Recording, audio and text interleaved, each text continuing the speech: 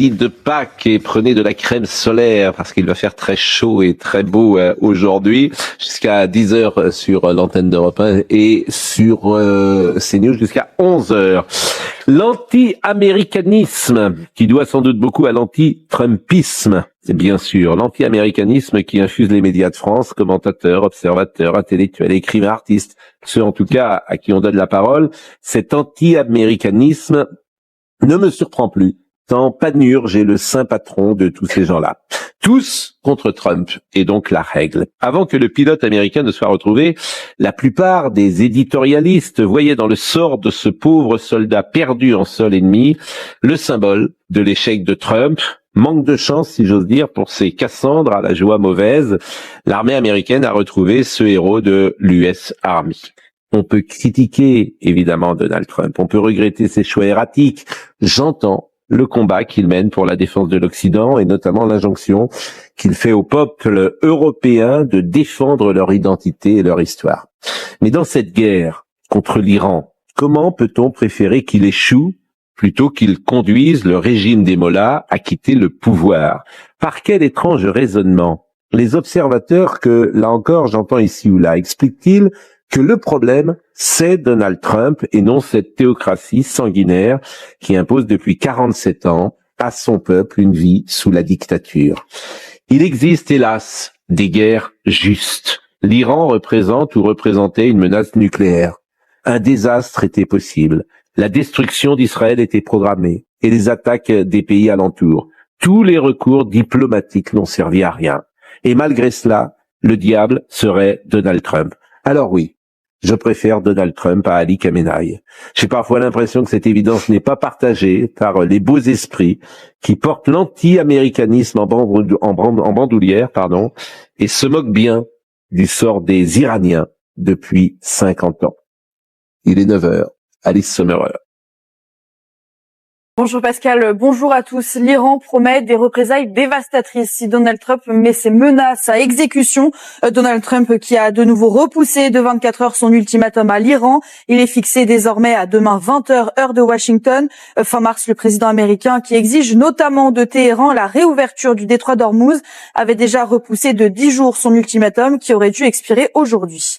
Les pays du Golfe visés cette nuit, les Émirats arabes unis ont été la cible de missiles et de drones. Le système de défense antiaérien est en action, a indiqué sur X le ministère de la Défense émirati. Le Koweït est également massivement ciblé. L'armée du Koweït a fait état de 3 attaques de drones et de missiles cette nuit. La force intérimaire des Nations Unies au Liban s'est inquiétée des attaques du Hezbollah et de ses troupes israéliennes menées à proximité de ses positions, des attaques qui pourraient entraîner des ripostes. Dans un communiqué, la FINUL s'est dite extrêmement préoccupée. Elle appelle les deux parties à déposer les armes et à œuvrer sérieusement en faveur d'un cessez-le-feu. Israël a également frappé Téhéran ces dernières heures. Une partie de la capitale iranienne est privée de gaz. Une frappe a touché une université et cela a endommagé une installation gazière à proximité. Tzal a revendiqué cette frappe en disant vouloir toucher des cibles du régime terroriste. Et puis en France, si vous vous chauffez au gaz ou utilisez du gaz, vous allez bientôt ressentir les effets de la guerre sur vos prochaines factures. Selon les dernières estimations, les tarifs pourraient augmenter d'environ 20% dès le 1er mai. Si l'impact sera limité à court terme avec le retour de la chaleur, l'augmentation pourrait en revanche alourdir significativement les factures dès l'automne. Merci beaucoup, Alice. On est avec Elisabeth Lévy, avec Richard Millet, avec Joachim Le Floch-Imad, avec Thomas Bonnet et Laurent de Béchat que vous allez découvrir, qui est président de l'association LEA, Lutte pour l'égalité dans l'antiracisme. Bonjour. C'est bien peut-être d'avoir sur ces sujets-là une voix discordante, parce que ce qui est vraiment frappant dans la séquence que nous vivons, c'est l'inversion de, j'allais dire toutes les valeurs, mais également le sens de tous les mots. Un terroriste n'est plus un terroriste, un raciste n'est plus un raciste, un antisémite n'est plus un antisémite, et tout est inversé. Donc c'est assez étrange. On écoutera tout à l'heure le président de la commission de l'audiovisuel qui a attaqué fortement Charles Lalonde, qui n'a fait que son job, qui simplement pose des questions sur l'audiovisuel public. Et vous avez une alliance entre l'extrême centre, alors l'extrême centre c'est tous les médias. Dans le temps, on appelait ça le politiquement correct, c'est l'extrême centre. Et l'extrême gauche. Il y a une alliance objective contre ce qu'ils pensent l'extrême droite. Et tout ça va ensemble. C'est-à-dire que vous écoutez tous les éditorialistes de France, tous disent la même chose. Quoi, les éditorialistes, tous les journalistes. C'est-à-dire que dans les sujets maintenant sur M6, sur France Télévisions, on te dit CNews a porté des attaques racistes contre Monsieur Bagayoko. Comme ça, c'est un fait. Bah non, c'est pas un fait. On attend la justice. Ça serait bien que l'Arcom se prononce vite, d'ailleurs. Ça serait bien que l'Arcom donne son avis très très vite. Est-ce que ces propos sont racistes ou pas? Et je parle pas de la justice. Ça serait bien aussi parce que effectivement, ça crée un climat qu'on a vu tout le week-end d'ailleurs, mais qui est absolument sidérant. Et alors là. Les journalistes de France, c'est panurge, hein. C'est vraiment panurge. Je peux pas vous dire autre chose. Il y en a pas un qui pense différemment. Les mutants de panurge. Les mutants de panurge. Alors on va écouter Éric Zemmour, qui est courageux d'ailleurs. Il a été interrogé sur l'antenne de BFM. On lui a demandé est-ce que vous condamnez les propos qui ont été dites sur notre antenne. Et il dit non. Il dit non. Comme Noël Lenoir, comme beaucoup de gens, on peut ne pas être d'accord. Bien évidemment. Mais la question, c'est est-ce que c'est raciste? Il n'y a que ça, puisque c'est le procès en racisme qui est fait. Écoutez ce qu'a dit Éric Zemmour hier, qui me paraît avoir, sur ces mots-là, la bonne expression. Éric Zemmour. Et les filles de Saint-Denis, est-ce que vous lui apportez votre soutien et condamnez ces propos inadmissibles à son encontre? Vous savez, je condamne rien du tout. Je n'ai rien à condamner. Moi, je suis pour la liberté d'expression. Quand vous entendez quelqu'un qui dit sur un plateau, on n'est pas dans une tribu primitive comme on les décrit, avec un mâle dominant qui décide. J'ai écouté ce propos.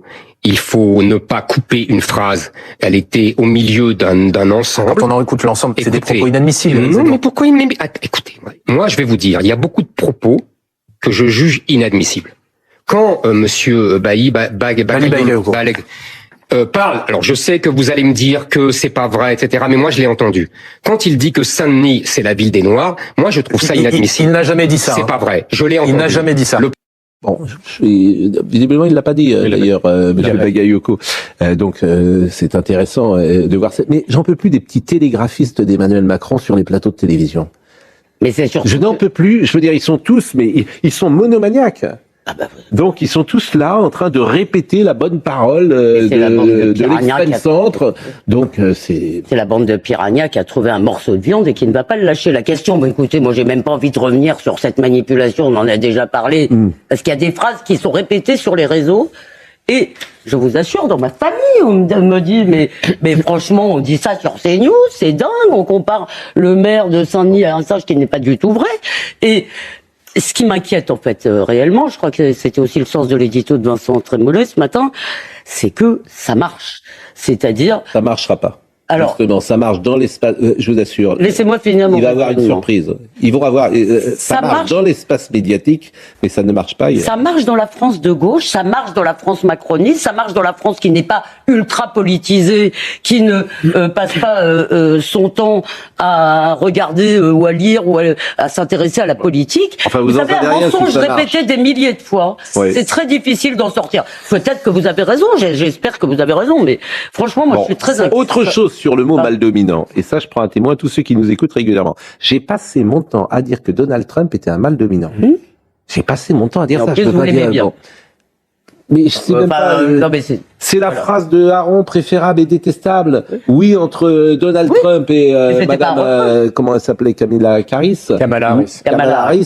Kamala Harris, pardonnez-moi. Oui, je pense que pour l'Amérique et pour l'Occident, c'est mieux Donald Trump. Je le pense. Je me suis trompé, hein. Bon, mais j'ai passé mon temps à dire mal dominant. Je me souviens, il rentre à Notre-Dame. T'as l'impression. Souvent, j'ai utilisé cette expression qu'on utilise, mais qui est une expression utilisée par tout le monde. Comme tribu. Comment? Comme tribu. C'est autre chose encore. Non, mais alors, on vous connaît pas, Monsieur Laurent de Béchade, président de l'association Lutte pour l'égalité dans l'antiracisme. Pourquoi vouliez-vous prendre la parole? Alors, écoutez, moi, je voulais réagir déjà par rapport aux propos de Éric Zemmour. Ce qui est intéressant, c'est quand même qu'il a raison sur le fond, c'est-à-dire qu'il n'y a pas à céder au chantage qui est demandé en fait aujourd'hui par le maire Bagayoko. Il n'y a pas eu de racisme à proprement dit dans votre plateau télé. En tout cas, c'est la justice qui le dira. Mais en fait, si vous voulez, c'est la justice qui le dira. Avant même la justice, il y a aussi une question de responsabilité des responsables politique et médiatique. Vous parlez des journalistes, là il y a un gros problème. C'est-à-dire que les journalistes n'ont pas pris le temps un instant de regarder les séquences. Mais si, ils ont pris le temps, mais ils veulent pas. Ils ont pris le temps, ils savent ce qu'ils font, je vous assure. Okay, oui, c'est comme politique. Laurent Nunez qui a dit c'est ignoble, c'est comme monsieur, comment il s'appelle déjà notre Premier ministre? Donc le Cornu, c'est ça, le Cornu. On est d'accord, le ministre irresponsable d'instrumentaliser le racisme à des fins politiques, d'accord? Ça crée des tensions énormes dans la société. Aujourd'hui, vous avez un maire qui était inconnu il y a quelques semaines, qui aujourd'hui fait une manifestation avec des milliers de personnes. Il y avait 6000 personnes. Ok, non, mais, ok, ça fait quelques semaines seulement qu'on connaît, d'accord? J'attends de voir ce qui va se passer. Vous savez, il y a des gens aux États-Unis, ils ont vu ce qui s'est passé avec le mouvement Black Lives Matter. Il y a des gens qui cherchent à importer ce genre de manifestations, ce genre de mouvements politiques qui ne sont que des mouvements idéologiques extrêmement radicaux et violents et qui ne sont pas antiracistes. Eh ben, on verra ce que les Français décident. Il ne faut pas céder à ce chantage. Et si je puis me permettre quand même, vous attendez la justice et l'Arcom de réagir là-dessus. Il ne faut pas oublier qu'ils font l'objet de pressions énormes de mouvements. Oui, mais enfin, ça va être difficile pour la justice d'expliquer que c'est raciste quand il n'y a pas quand même. Évidemment, il n'y aura pas de condamnation. Ça va être difficile quand même. L'Arcom, c'est encore autre chose. Mal est fait. Il y a plein de gens de bonne volonté aujourd'hui qui, sur les réseaux ou même, vous l'avez vu dans la rue, qui violentent les journalistes de CNews. Oui, vous avez raison. Mais faut toujours, vous savez.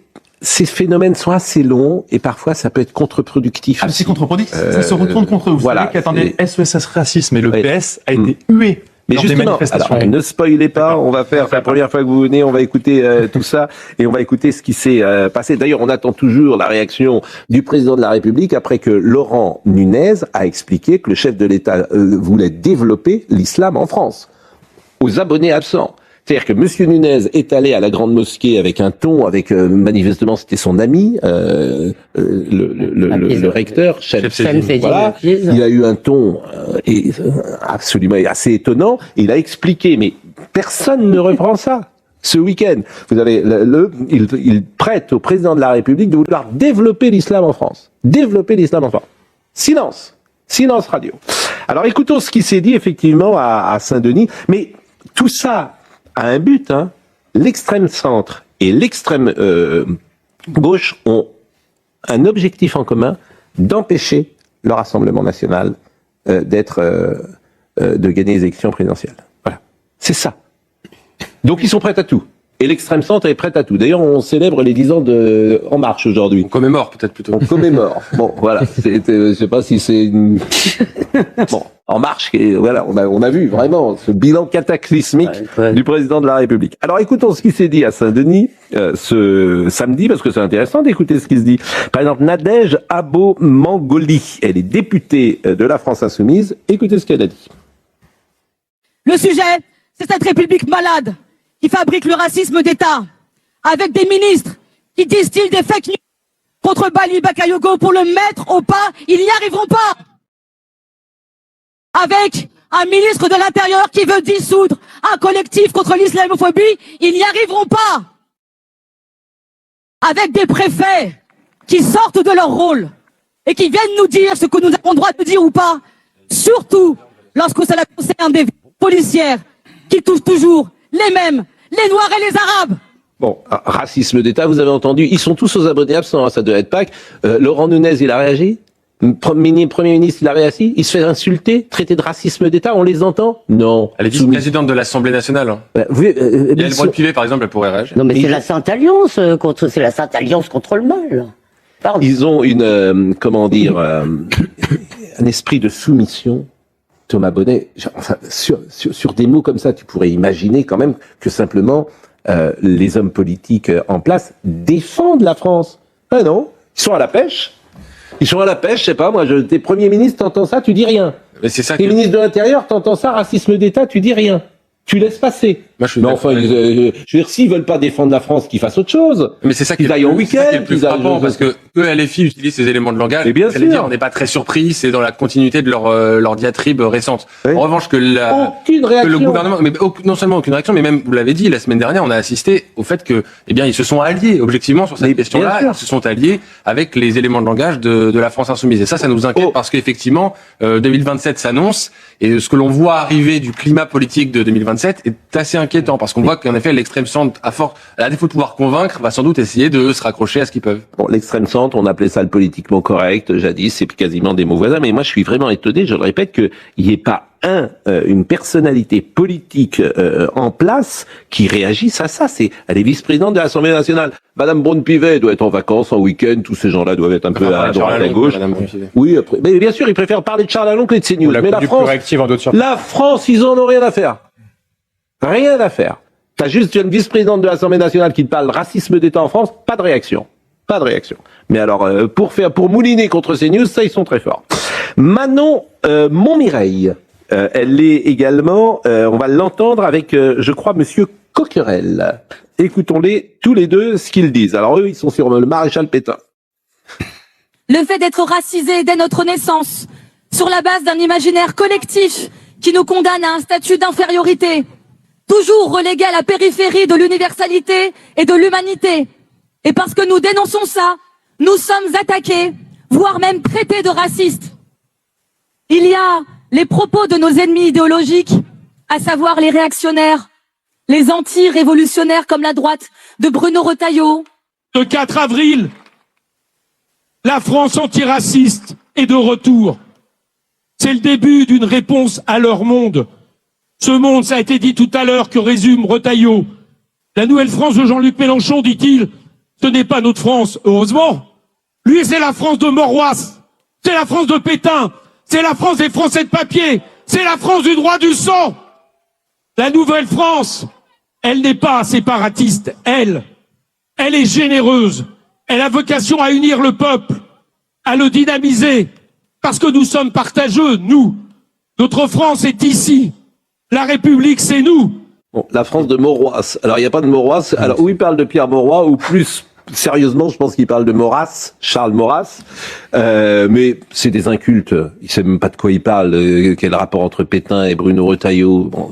Donc tu as une forme d'inculture aujourd'hui où tout le monde dit n'importe quoi. Ces jeunes gens sont en train de lire simplement ce qu'ils ont écrit en éléments de langage manifestement sur leur portable. C'est un discours inculte, scandaleux, diffamatoire. Vous avez raison. Maintenant, il n'y a rien de surprenant dans la mesure où il faut rappeler quand même qui est cette Manon Montmireille. C'est une représentante de l'aile gauche la plus radicale de la France insoumise, la suppléante d'Éric Coquerel, et c'est aussi une personne qui avait dit en 2019 qu'elle suggérait à la France, à tous les Français, d'aller niquer leur mère. Elle avait dit ça mot pour mot après les résultats des élections européennes. Voilà. Écoutez, on va être dans un affrontement manifestement qui va être violent, mais là encore, comme tout le monde laisse faire, c'est-à-dire que tout le monde, on a entendu ces jeunes gens sur les, sur les grands médias ce week-end, non? Personne ne reprend. On parle de CNews. Le point. Richard Millet. Cette Manon, pardonnez-moi, je n'ai pas son patronyme, parle de défaut d'universalisme que nous serions en train d'ériger en norme. On aurait aimé l'entendre sur le vote de l'ONU à propos de l'esclavage, qui est le crime le plus atroce commis contre l'humanité, et sur le fait qu'il n'ait pas réussi à faire voter quelque chose sur l'esclavage arabo-africain. Voilà. Ça aurait été intéressant. En tout cas, ce qui est extraordinaire, c'est que la France a accueilli plus que n'importe quel autre pays aujourd'hui des populations émigrées. Elle a fait preuve sur ces 50 dernières années, sans doute de moins de racisme possible. Lorsqu'on lui demande quelles sont les stars préférées aux Français, elle place parfois des gens qui sont issus de l'immigration. C'est dire si la France est raciste. Je crois que régulièrement dans les classements. Bon. Et on vient te faire le procès d'une France raciste qui est au contraire accueillante, bienveillante depuis des années. Enfin, c'est une inversion mais totale de ce qui s'est passé. On n'a jamais eu une conception ethnique de la nation en France. Au lendemain de la Seconde Guerre mondiale, on avait un président du Sénat qui était noir, quand on avait encore les lois Jim Crow de ségrégation aux États-Unis. Le problème n'est pas la couleur de peau des uns et des autres. C'est stupide. Et là, en fait, certains demandent que l'histoire de France, les mœurs de France, l'identité française perdure. C'est quand même pas extraordinaire de demander cela. Qu'elle ne soit pas noyée par d'autres identités ou remplacée par d'autres identités. C'est ce que vous venez de dire, c'est précisément ce que défend LFI, par exemple, en Nouvelle-Calédonie. En fait, ils flattent parfois le patriotisme, l'identité, mais pas en France, pas dans la France métropolitaine. Alors, ça les intéresse pas. Écoutons de nouveau cette jeune femme, Manon Montmireille, c'est bien cela, et qui a un discours de révolutionnaire de 1793. Écoutons-la. Alors c'est effectivement, écoutons-la dans le sujet qui arrive. Le premier à avoir attaqué Bali Bagayoko, ses camarades et la campagne de Saint-Denis en disant qu'ils étaient liés au narcotrafic, c'est bien Mathieu Hanotin, maire sortant socialiste. Le rassemblement contre le racisme de samedi a parfois pris les allures d'un règlement de compte entre deux gauches. La première génération d'antiracistes, incarnée par les socialistes et SOS Racisme qu'ils ont fondé dans les années 80, a été conspuée par les nouveaux décoloniaux de la France insoumise. Exemple le plus éloquent, la prise de parole du maire de la Courneuve. Rappelons-nous du Parti socialiste. Rappelons-nous de SOS Racisme. C'est leur inconséquence politique qui a fait qu'une montagne là aujourd'hui. À la tribune, le bilan de la présidence socialiste de François Hollande en a également pris pour son grade. Rappelons-nous de la déchéance de la nationalité. Rappelons-nous du travail républicain.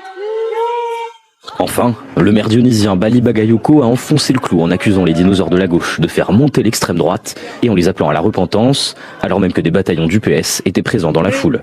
Votre présence doit vous engager bien sûr à agir à nos côtés en toutes circonstances, doit vous engager aussi à exprimer un pardon, parce que c'est dans le pardon qu'on arrive aussi à reconstruire. Des reproches à sens unique auxquels les principaux concernés n'ont pas eu de droit de réponse, le tout sous l'égide de Jean-Luc Mélenchon. Bon, c'est quand même extraordinaire que le PS, évidemment, est attaqué, mais même SOS Racisme. Alors, Julien Drey, qui était sur notre antenne hier, quand je vous dis qu'on est dans une inversion totale, c'est que maintenant, tu fais le procès, mais c'est la phrase de la révolution dévore ses enfants. Exactement. Hein. Exactement ça. Hein. Donc, Julien Drey, aujourd'hui, est considéré comme un raciste par les gens qui manifestaient samedi. Enfin, on marche sur la tête. Écoutez. Tous ceux qui pensent que LFI, c'est la gauche, et que donc, comme c'est la gauche, la question qui est posée, c'est de faire l'alliance avec LFI, comme il fut un temps, le Parti socialiste avait fait l'alliance avec le Parti communiste. Mais le Parti communiste et LFI, c'est rien. C'est tout différent. Ça n'a rien à voir. C'est pas la même histoire. Et donc, à ce titre-là, oui, je le dis, à chaque fois que la gauche fera la moindre compromission avec ces gens-là, elle sera punie par des retours de bâton. C'est exactement comme ça que fonctionnaient les staliniens. Oui. Vous étiez un compagnon de route, et si le compagnon de route n'était pas obéissant, il était lynché, et il était traité de tous les noms, et il passait en procès et liquidé. Il y a une question quand même que j'aimerais poser, moi, à tous ces immigrants qui viennent nous voir, c'est pourquoi se précipite-t-il chez nous s'il y a un racisme d'État? Si vraiment ce pays est horrible, mais n'essayez pas d'entrer dans le pays à ce moment-là. Cette question de cette jeune femme, Manon Montmirail, je voudrais lui poser, il y a un racisme d'État, mais pourquoi tout le monde veut venir en France alors? En tout cas, moi, ce que je constate en voyant cette séquence, c'est que les socialistes sont peut-être des traîtres, mais que les insoumis sont, et c'est sûr et certain, des ingrats, dans la mesure où la nouvelle France que Jean-Luc Mélenchon célèbre était déjà en germe dans les projets de SOS Racisme dans les années 1980. Faut quand même rappeler ce qu'était SOS Racisme. C'est un mouvement qui n'a jamais cessé de criminaliser l'assimilation pour exalter le droit à l'indifférence, qui comparait le sort des Juifs pendant la Seconde Guerre mondiale avec le sort des Maghrébins à la fin du XXe siècle. C'était d'ailleurs la symbolique de l'étoile jaune, et c'était aussi un mouvement qui visait à diaboliser la France, qu'Harlem Désir décrivait à l'époque comme moribonde. Donc tout ça, ça a pavé à la voie aux dérives qu'on voit aujourd'hui. L'époque était différente, mais je pourrais vous répondre parce que vous ne l'avez pas connue cette époque. Et pas né. Oui, vous étiez pas né, mais il y avait déjà des voix à l'époque. Paul Lyonnais, dans les années 90, il avait tout dit dans Voyage au centre du malaise français. Les jeunes gens disaient une chose qui était juste. La France ne nous regarde pas ou ne nous accepte pas. Et c'est vrai que les jeunes gens issus de l'immigration dans les années 80 pouvaient souffrir sur des choses aussi simples parfois que de ne pas pouvoir entrer forcément dans une boîte de nuit, avoir une discrimination à l'embauche, des choses comme ça. Donc c'était inversé puisqu'ils disaient on veut être avec vous. Mais on veut pas de séparatistes, ils disaient on veut en faire partie. Donc c'est pour ça que le mouvement était, il n'y avait pas de volonté. Très vite, pour compléter, je suis désolé, à l'époque, ça a commencé par la marche des beurs, et très vite, si vous voulez, le droit à la différence s'est imposé. Et vous devez lire ce voyage au bout du malaise français. Voyage au centre du malaise. Au centre du malaise français. Paul Lyonnais, à l'époque, a disséqué ce qu'était SOS Racisme. Il a été ostracisé. C'est un sociologue absolument exceptionnel. Il a été complètement criminalisé. Oui, mais il y avait des figures comme Balavoine, Coluche et tant d'autres qui se sont engagés pour davantage de fraternité, davantage de complicité, et ça fonctionnait quand même. Qui ne savaient pas l'histoire qu'ils faisaient. Oui. Pardon, mais... Oui, puis comparer les expulsions d'immigrants délinquants à des rafles, c'était quand même très limite. Non, mais parce que c'était ça le discours de l'époque. Il y avait quand même vous n'y étiez pas, et c'était pas, je vous assure, ce n'était pas ça. Il y avait une volonté je le répète, de réconcilier et d'intégrer, sinon assimiler, des jeunes gens sur la place de la Concorde. Je me souviens très bien. Je vous assure, Harlem Désir, c'était pas un sans-culotte.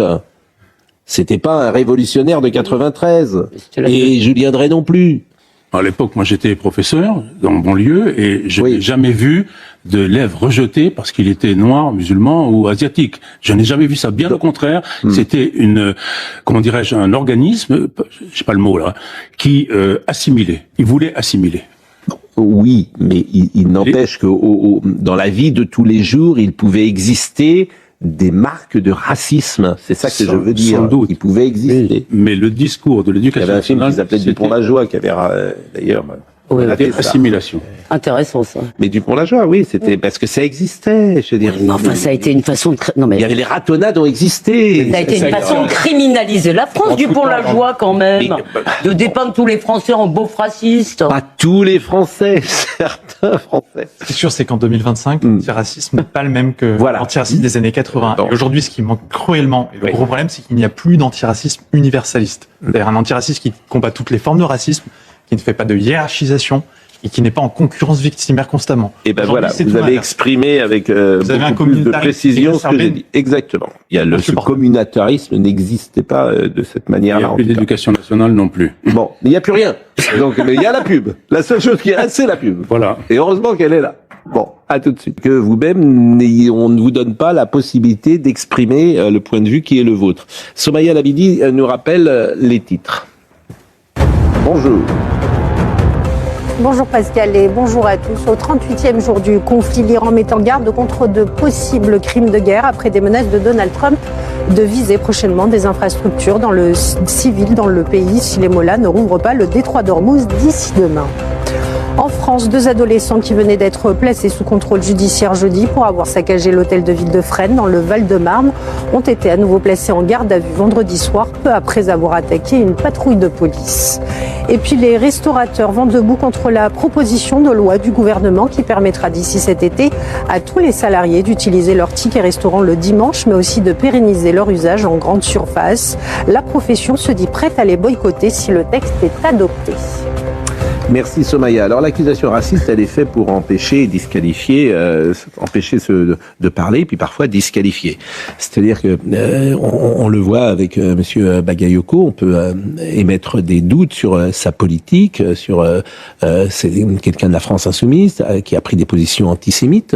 Je parle pas forcément de lui, mais je parle de son parti. Et simplement attaquer la France insoumise à travers Monsieur Bagayoko, c'est être traité de raciste. Et c'est pour ça que c'est intéressant de vous entendre, Laurent de Béchade, parce que vous allez dans les procès, puisque vous êtes parfois partie civile ou... On est partie civile sur quelques procédures récentes, pas suffisamment par rapport aux moyens dont nous disposons, malheureusement, mais effectivement, ce que je constate souvent dans les procédures liées au racisme, c'est que le poids de l'opinion pèse énormément sur la justice, ou sur les juges, et c'est pour ça que c'est pas... parfois, ce dont on a besoin, ce sont des preuves de racisme, mais parfois le sentiment de racisme peut avoir une importance déterminante dans des procédures.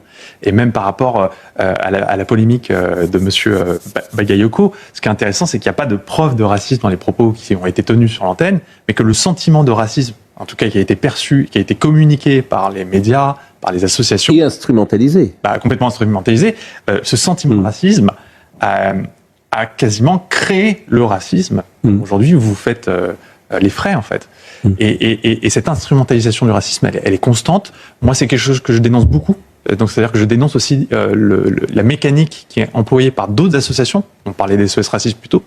Je note qu'au lieu de s'attacher aux faits, ils vous ont incriminé immédiatement. Ils sont allés d'ailleurs dans le sens donc de ce maire LFI, sans s'interroger sur la véracité ou sur la réalité de ses propos. Et je note que derrière, ils se prennent un contre-feu de toute manière, puisqu'en fait, ce sont des mécaniques malsaines qui ne font pas appel à la vérité et qui se retournent contre eux, puisqu'effectivement, ils se font huer dans les manifestations derrière. Et la justice, quand même, a besoin, effectivement, d'éléments pour... quand vous dites l'émotion, l'émotion, il faut quand même... Ce que je veux dire, c'est que l'émotion pèse énormément dans une procédure. Ouais. Alors, c'est pour ça que, dans le cas de l'Arcom, c'est là où on n'est pas sur, justement, dans un procès judiciaire. Le cas de l'Arcom me paraît être délicat, puisque ce ne sont pas des juges, ce ne sont pas forcément des avocats, et ils peuvent être facilement... entre guillemets, influencés par justement ce mouvement politique qui a été mis en place. Et oui, parce que quand vous en êtes rendu à ce qu'un ministre, Laurent Nunez, je crois, a dit ignoble. Bon, vous vous rendez compte? Il y a rien au-dessus. Quand tout le monde vous dit que c'est raciste, voilà, est-ce que vous allez être le seul les mots employés. Alors le lendemain, il a rétropédalé d'ailleurs. Il a dit c'est par allusion, etc. Bon. Et pareil, le Cornu. C'est bien lui, monsieur le Cornu, qui est Premier ministre de la France. Mais que pareil, ignoble. Mais en fait, ces gens-là disent n'importe quoi.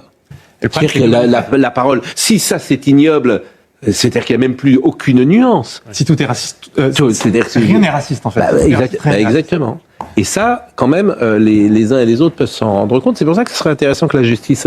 Il y a une personnalité au gouvernement qui s'est démarquée, je trouve, ce week-end. Je l'ai entendu. Alors oui, mais Vincent Jeanbrun aussi. Je l'ai entendu hier dans l'émission d'Eliott Deval. Il était interrogé sur France Inter. C'était d'ailleurs plus un interrogatoire qu'une interview. Et lui, je trouve qu'il a vraiment tenu une position que je trouvais plutôt admirable, parce que alors qu'il aurait pu crier avec les loups de son propre gouvernement, il a eu une position assez constante. Et on sait qu'il est aux prises avec certains sujets difficiles pourtant. Alors on va écouter Bali Bagayoko qui était interrogée par Anne-Sophie Lapix. Et comme tout le monde parle de nous, on va voir comment Anne-Sophie Lapix parle de nous. Est-ce que ce qu'il a fait, c'est pas ce qu'on vous a fait exactement, c'est-à-dire proférer des injures sans qu'elles soient directes pour pouvoir dire mais c'est pas ce que je voulais dire et j'ai pas fait exprès. C'est ce qu'on a fait avec vous sur CNews. Oui, non, mais ce que je veux dire, c'est que les méthodes utilisées pour y compris discréditer le propos de Jean-Luc Mélenchon ou d'autres d'ailleurs, ce sont les mêmes méthodes qui ont été bien sûr appliquées. C'est pas ça que je dis. Hein. Non mais d'accord, mais est-ce que ça revient à dire que Jean-Luc Mélenchon tient des propos antisémites? Non. Aujourd'hui, il n'a jamais été condamné pour cela. Ils vont vous dire la même chose sur CNews. Voilà. Ce ne sont pas des propos racistes. Oui, mais ce ne sont pas des propos racistes, mais la justice tranchera. Exactement. C'est la première fois que je l'entendais dire. C'est bien, monsieur Bagayoko. Je suis d'accord avec vous. Il est plus modéré que certains journalistes. Il est plus modéré, effectivement. Mais c'est important pour les journalistes de montrer dans quel camp ils sont. Ça, c'est très important. Vous savez, c'est pas les gens les plus courageux toujours.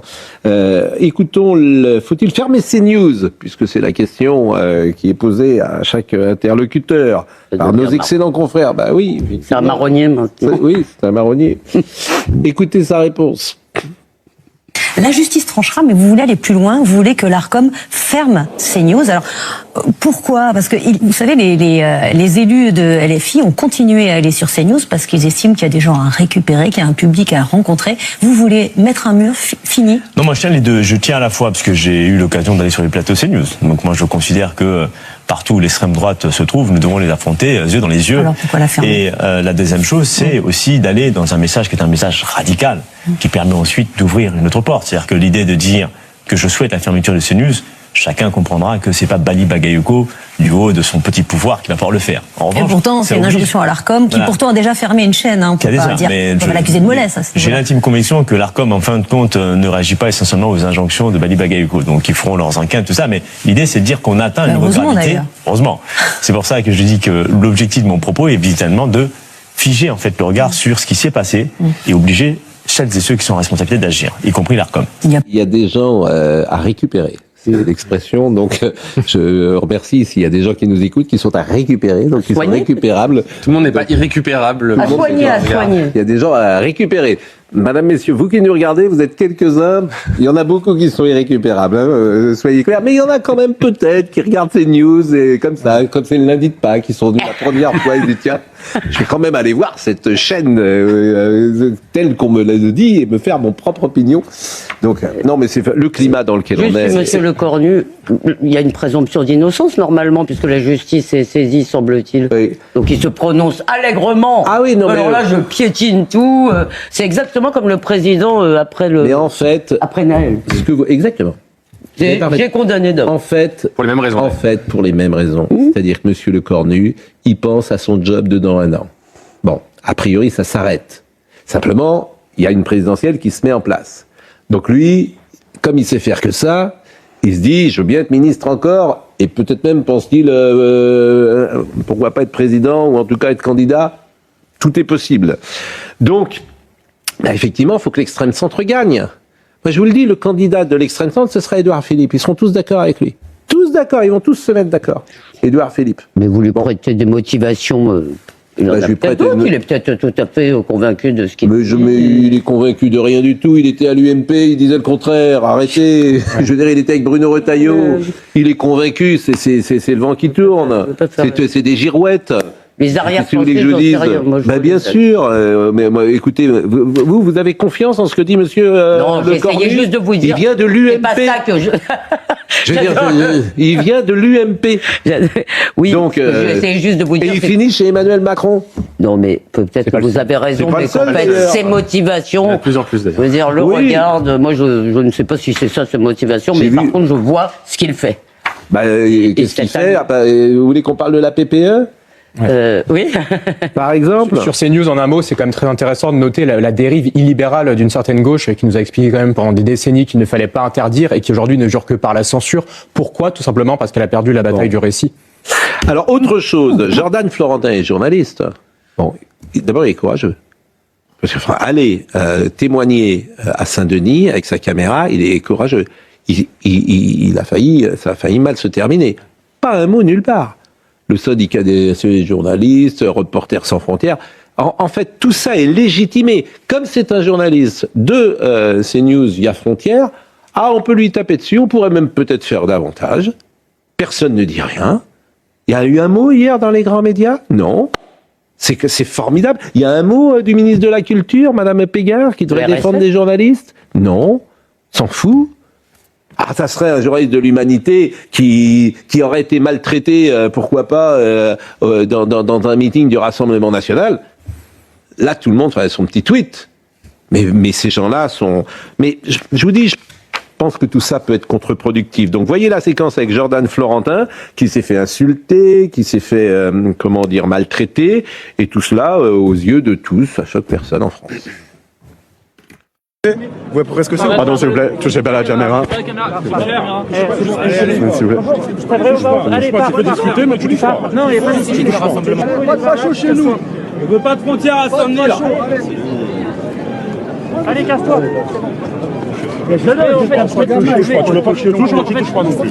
Allez, casse-toi le facho, là. Vous partez d'ici. Je veux dire devant la caméra de vous m'insulter. On va au tribunal quand tu veux. Vous pouvez décliner votre identité. T'as un asillon. Je t'ai dit, tu me files pas, toi. Vous êtes sur l'espace public, vous venez devant la caméra. Écoute, ne touchez pas la caméra, s'il vous plaît. Laisse-le. Toi, tu sais quoi? On va se voir au tribunal bientôt. T'es pas au courant, hein? Mais moi, je te le dis. Parce que vous m'avez traité de nazi? J'ai dit, t'es un petit nazillon. T'es un petit nazillon. Ouais, laisse-le. Touchez pas notre matériel, s'il vous plaît. Laisse-le filmer.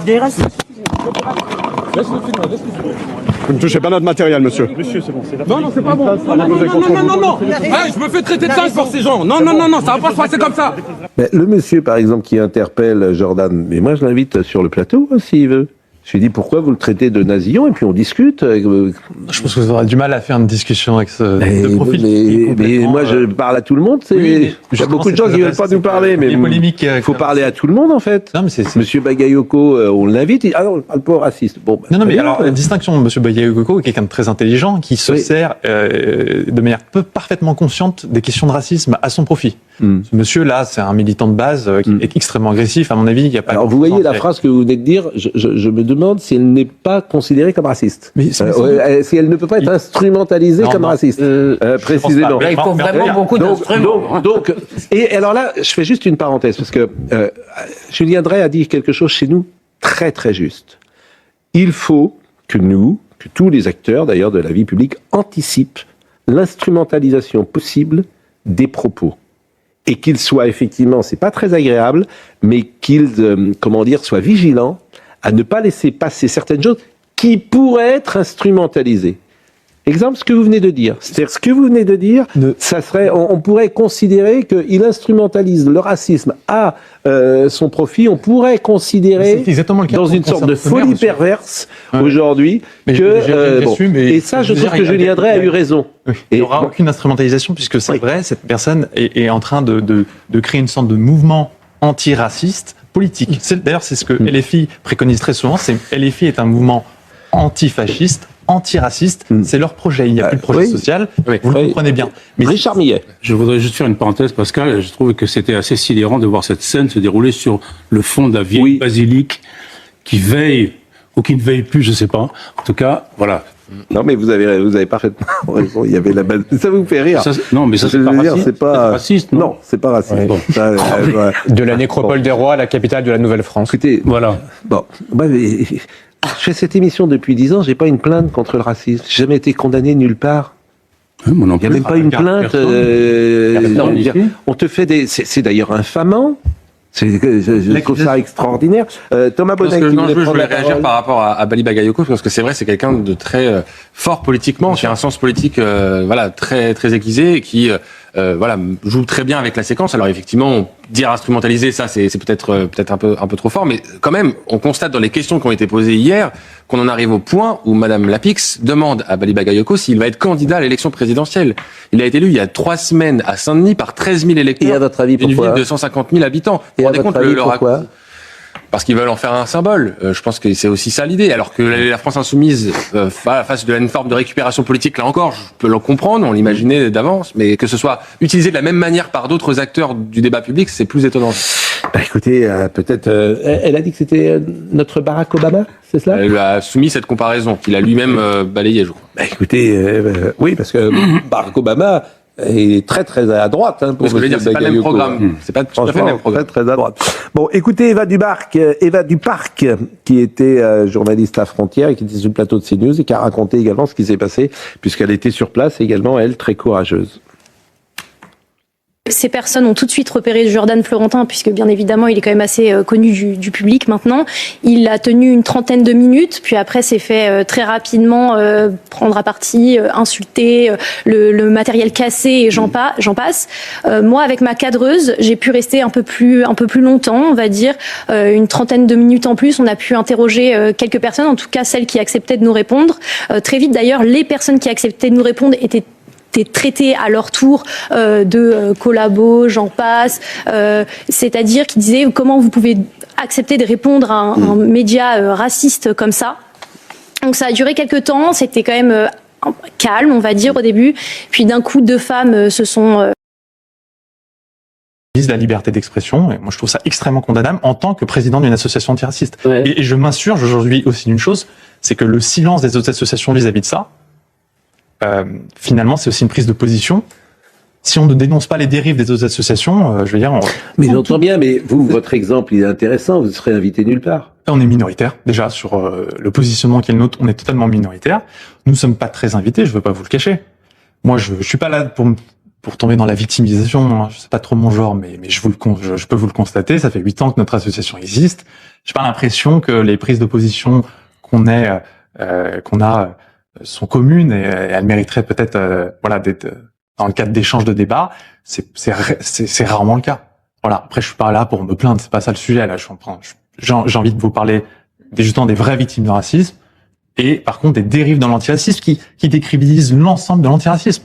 Parce qu'aujourd'hui, d'ailleurs, si je peux me permettre, il y a quelques semaines sur un plateau, vous aviez dit les associations antiracistes ou les militants antiracistes sont les gens les plus racistes possibles.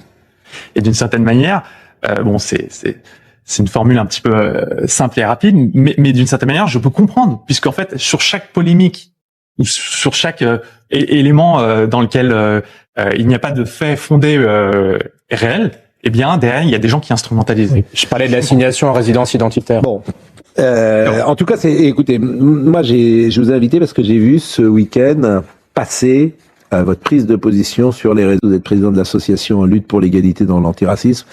Je trouve que c'est intéressant ce que vous dites et bien au-delà. Et puis, au-delà du fond, la manière dont vous le dites est assez agréable à entendre. On n'est pas dans la haine, on n'est pas dans la fureur, on n'est pas dans la passion, ce que j'ai vu samedi s'exprimer. On n'est pas dans cet esprit révolutionnaire de gens qui cherchent le chaos. Donc c'est intéressant. Là, on est sur un discours qui est en plus très argumenté, qui est le vôtre.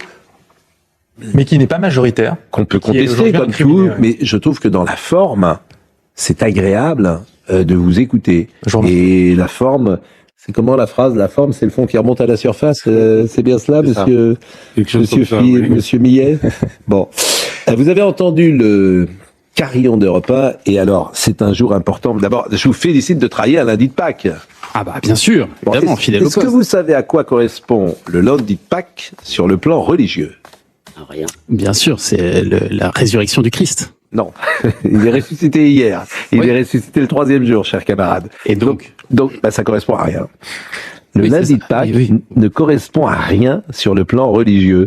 Et le lundi de Pâques était simplement fait pour récupérer du week-end pascal. Vous savez comment on l'appelle en Italie? On l'appelle le lundi de l'ange. Ah bon? Parce que c'est ce jour que, dans Matthieu, les femmes sont allées au tombeau, qu'elles n'ont rien vu, mais il y avait un ange qui est apparu au-dessus du tombeau du Christ. Voilà. Bon, alors, hier soir, chacun un peu son prophète. Est-ce que vous êtes allé voir Dorothée? Dorothée. Non, j'ai vu beaucoup d'amis qui y étaient, effectivement. Incroyable. Mais on va en parler tout à l'heure. Dorothée fait un malheur. Mais oui, elle est venue ici, Dorothée, il y a quelques semaines. C'est vrai? Oui. Ah ben, on va essayer de reprendre, je le dis pour Marine Lançon, essayer de reprendre, parce qu'on va en parler également cet après-midi sur Europe 1. Parce qu'elle fait une tournée, c'est votre génération, Dorothée? Bah, bien sûr. Moi, j'ai grandi avec Dorothée. Je la regardais tous les mercredis après-midi. On passait des heures carrées. C'était 1 heure, d'ailleurs. Une époque où j'ai l'impression que les parents faisaient un petit peu moins attention au nombre d'heures qu'on pouvait passer devant les écrans. Et moi, j'ai des souvenirs d'après-midi entières devant Dorothée, quoi. Voilà, où on enchaînait les dessins animés les uns après les autres, et les musclés et compagnie, quoi. Voilà. Monsieur l'ordinateur. Absolument. Allô, monsieur l'ordinateur. Et vous allez nous parler de quoi? Je vais vous parler notamment du 2000e numéro de Voici. Je ne sais pas si vous avez déjà été dans Voici, Pascal Praud. Je vous cherche dans les pages, je ne vous vois pas. Mais ce magazine People, qui est le numéro 1 en France, fête son 2000e numéro, avec un numéro un peu spécial. On va en parler avec la rédactrice en chef de Voici dans un instant. Eh ben, on va l'inviter également, parce que c'est formidable, Voici. Qui ne lit pas Voici? C'est l'actu People. C'est la Bible. Et bien sûr, vous jetez un œil, vous l'achetez. Vous n'avez jamais acheté Voici, Elisabeth Lévy? Non. Et vous n'avez jamais été Voici? J'ai jamais été dans Voici, non, là, je dois dire. Ça peut s'arranger. Mais quand vous avez eu... Salut Pascal, je vous laisse. Merci. Quand vous avez eu cette liaison avec Tom Cruise pendant de nombreuses années... Mais on a fait des procès. C'était une liaison qui était cachée. Oui, on a fait des procès et ça marche. Les photographes n'ont pas publié. Si j'avais une liaison avec Tom Cruise, j'aurais voulu que Voici me mette en une. Et Max aussi. Il est 9h56. Nous revenons dans une seconde. Et on est content de passer ce lundi de Pâques avec vous. À tout de suite. Forces de l'ordre, des poubelles ont été incendiées sur la chaussée et des projectiles ont été tirés en direction des policiers.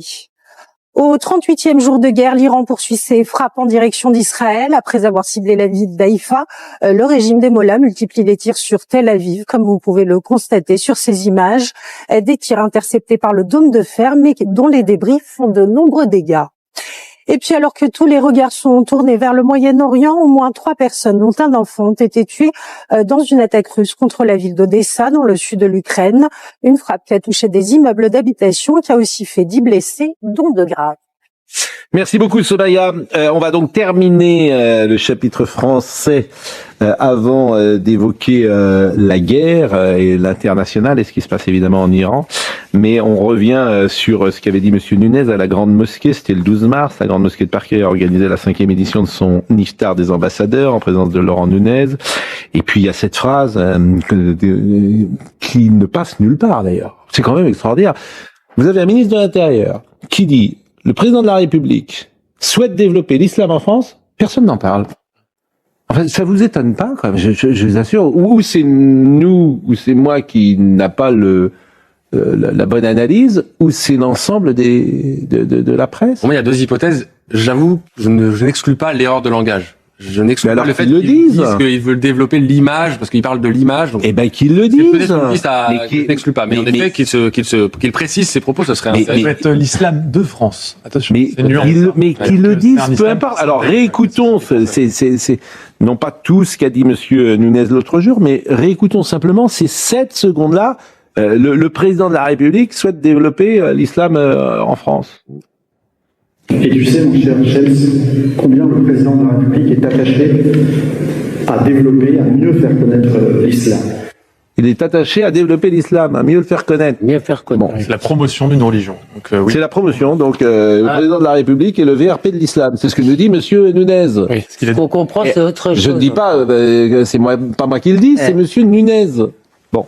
Et d'ailleurs, alors là encore, le seul qui a réagi, c'est Éric Zemmour, qui a fait un tweet sur Laurent Nunez et sur la grande mosquée. Et qu'est-ce qu'il dit? Alors, je vais pas vous lire toute la déclaration d'Éric Zemmour, mais il dit, après avoir tutoyé le recteur de la mosquée de Paris dans une familiarité qui évoque la camaraderie de cours de récréation, le ministre de l'Intérieur nous révèle que le président de la République, Emmanuel Macron, est soucieux de faire mieux connaître l'islam et même de développer l'islam. Mettez le mot catholicisme à la place d'islam dans cette phrase et vous imaginez les réactions outragées des professionnels de la laïcité. On ignorait qu'Emmanuel Macron était devenu un prédicateur musulman. C'est ce que dit Éric Zemmour. Je le précise. Je le précise. Et il le dit parce que c'est un homme politique. Voilà, il y a une part, sans doute, bon. Et une phrase qui a moins fait polémique, mais qui est pour moi la plus grave: faire croire que l'islam serait compatible avec la République, c'est tout simplement inaudible. Ceux qui prétendent cela se font eux-mêmes les ennemis de la République laïque, c'est-à-dire de la France. Ça, c'est ce qu'a dit Monsieur Nunez.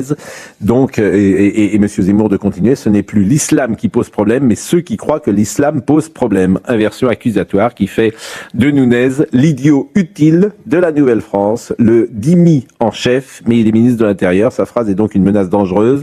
Avec elle, il aurait condamné Tocqueville, Chateaubriand, Renan, Lévi-Strauss et tant d'autres grands auteurs français.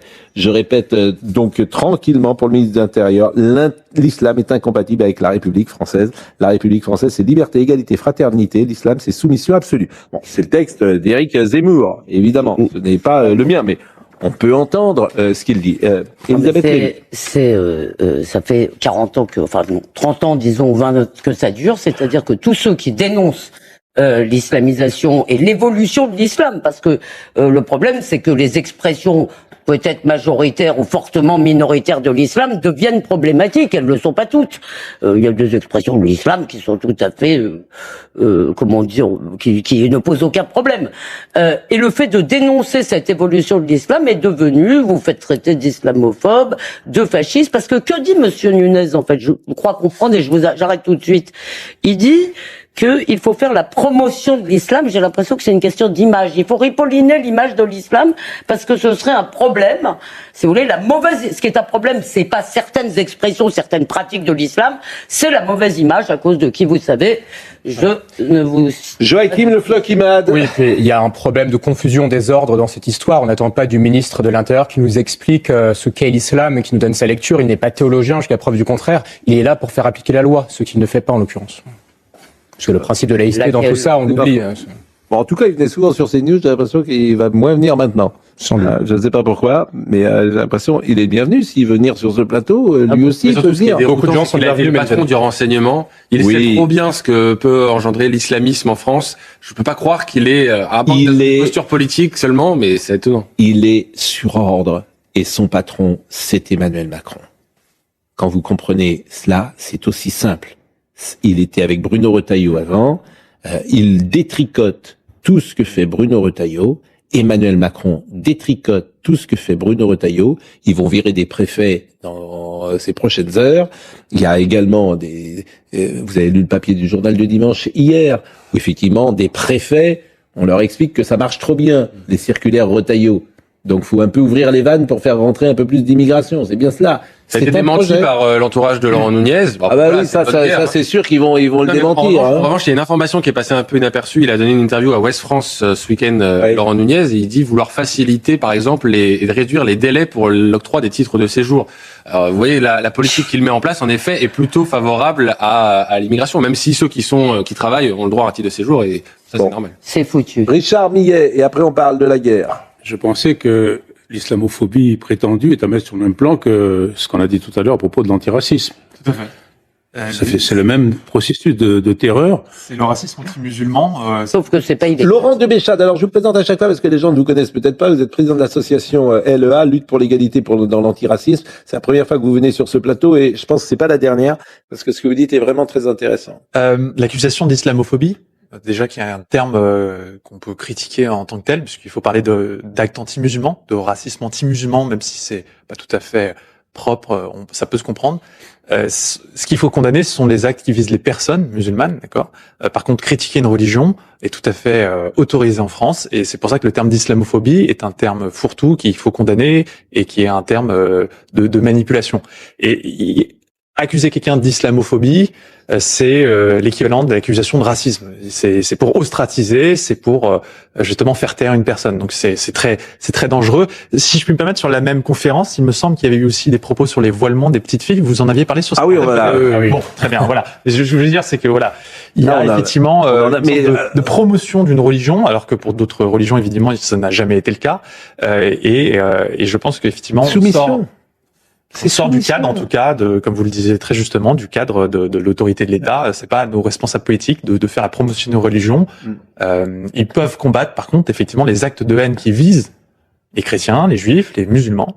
Par contre, faire la promotion d'une religion, effectivement, c'est pas quelque chose de souhaitable. C'est pas tant la promotion de la religion, c'est plutôt le fait de pas vouloir faire de vagues. En fait, il se dit, à mon avis, si je dis qu'il faut interdire le voile pour les petites filles, je vais encore me manger une polémique, je vais être attaqué par la France Insoumise. Il sera attaqué par la France Insoumise quoi qu'il arrive, mais bon, il fait ce choix politique. C'est électoraliste également. C'est-à-dire qu'effectivement, il y a une vision politique derrière, c'est que dans quelques mois, il va y avoir des élections, et effectivement, il faut cajoler un électorat. Je pense que si vous parlez en privé à Laurent Nunez, il vous dit pas la même chose, pour être clair, que ce qu'il dit à la Grande Mosquée. Ce que dit Thomas est tellement évident, puisque quand on les rencontre en privé, ils ont un autre langage. C'est ça le plus terrible. Mais parce qu'ils veulent pas, ils n'ont aucun courage. Le langage que je vous tiens aujourd'hui, je le tiens exactement le même en privé. Il ne change pas. Mais je suis d'accord avec vous. Mais bien sûr. C'est déplorable d'entendre que des responsables. Mais c'est ça l'intimidation. Non, mais ayez en tête aussi que c'est l'homme le mieux informé de France et qu'il sait aussi que chacune de ses paroles peut avoir des actes. Parce que quand les ministres de l'Intérieur quittent leur fonction, rappelez-vous ce que ça donne. Parfois, c'est Gérard Collomb qui dit attention, on va être face à face. Laurent Nunez, il a aussi des informations. Donc attention aussi à... Et voilà, il a ça en tête au moment où il parle. Bon, voilà ce que nous pouvions dire en tout cas sur ce sujet. Nous allons parler de l'Iran. Et ce dimanche, Donald Trump a de nouveau repoussé de 24 heures son ultimatum envers l'Iran dans un court message sur la plateforme sociale. Et très étrange à son réseau social. Oui, parce qu'il a dit là, avant de voir le sujet, on peut voir. C'est le seul utilisateur de son réseau social. C'est le seul? Non, il y a d'autres personnes, mais c'est pas très utilisé par le grand public, je crois pas. Donc, il a dit, regardez, mardi, ce sera à la fois la journée des centrales électriques et la journée du pont en Iran. Il n'y aura rien de comparable. Ouvrez ce putain de détroit, bande de fous furieux, où vous vivrez en enfer. Je souris, c'est pas drôle du tout. Et en fait, il demande, et c'est là aussi que il demande de rouvrir un détroit qui était ouvert avant qu'il attaque qu'il déclenche la guerre. Mais ce qui nous a frappé ce week-end, évidemment, c'est l'opération sauvetage. Extraordinaire, l'opération sauvetage. Donc voyons avec Kylian Salé comment ça s'est passé. Tout commence ce vendredi. Un avion de chasse américain, un F-15E, est touché dans le sud-ouest de l'Iran. À son bord, le pilote et l'officier des systèmes d'armes s'éjectent. Des débris des sièges et de la partie arrière de l'appareil sont retrouvés. C'est l'heure 0. Le pilote de l'appareil active sa radio de survie. Le contact est établi avec les aéronefs américains. Il est récupéré en quelques heures. Pour l'officier des systèmes d'armes, la situation se complique. Il atterrit seul en terrain montagneux. La chasse à l'homme des Iraniens contre cet officier américain commence. Les gardiens de la révolution islamique promettent $60 000 pour sa capture. Pendant ce temps, l'officier se cache et maintient une communication cryptée avec les siens. Les heures 12 à 24 sont décisives. L'aviateur se déplace vers un terrain à une altitude de 2100 mètres. Les Iraniens tentent de le retrouver, mais des drones américains et des aéronefs les repoussent. Un avion américain A-10 soutenant la mission est touché par les Iraniens. Son pilote doit s'éjecter au-dessus du Koweït pour être récupéré en toute sécurité. Le président Donald Trump autorise un sauvetage immédiat.